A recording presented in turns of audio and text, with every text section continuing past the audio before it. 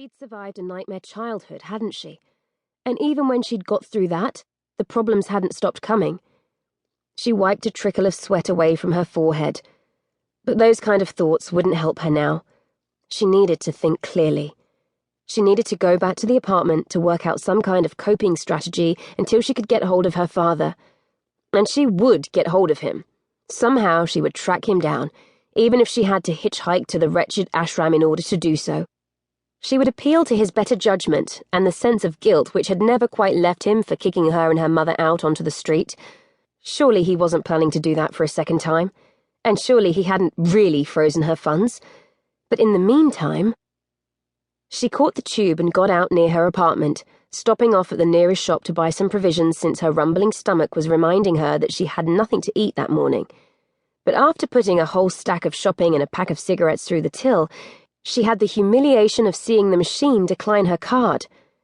There was an audible sigh of irritation from the man in the queue behind her, and she saw one woman nudging her friend as they moved closer, as if anticipating some sort of scene. "There must be some kind of mistake," Amber mumbled, her face growing scarlet. "I shop in here all the time. You must remember me. I can bring the money along later." But as the embarrassed shop assistant shook her head, she told Amber that it was company policy never to accept credit, and as she rang the bell underneath her till, deep down Amber knew there had been no mistake. Her father really had done it. He'd frozen her funds, just as the bank manager had told her. She thought about her refrigerator at home and its meagre contents. There was plenty of champagne, but little else. A tub of Greek yogurt, which was probably growing a forest of mold by now. A bag of oranges, and those soggy chocolate biscuits which were past their sell-by date. Her cheeks growing even hotter, Amber scrambled around in her purse for some spare change and found nothing but a solitary crumpled note. "I'll just take the cigarettes," she croaked, handing over the note but not quite daring to meet the eyes of the assistant as she scuttled from the shop.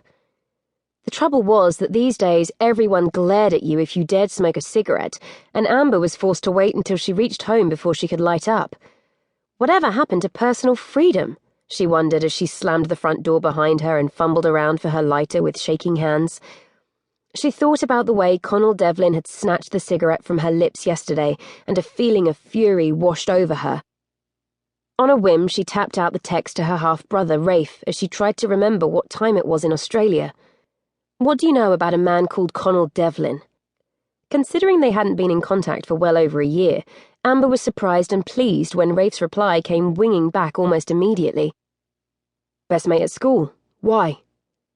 So that was why the name had rung a distant bell and why Conall's midnight blue eyes had bored into her when he'd said it.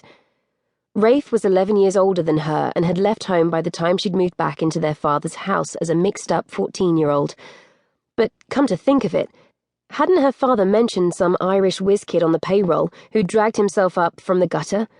Was Conall Devlin the one he'd been talking about? She wanted to ask him more, but Rafe was probably lying on some golden beach somewhere, sipping champagne and surrounded by gorgeous women.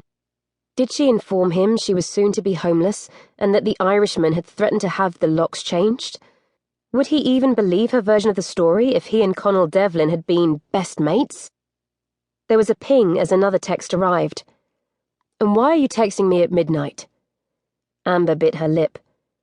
Was there really any point in grumbling to a man who was thousands of miles away? What was she expecting him to do? Transfer money to her account? Because something told her he wouldn't do it, despite the fortune Rafe had built for himself on the other side of the world.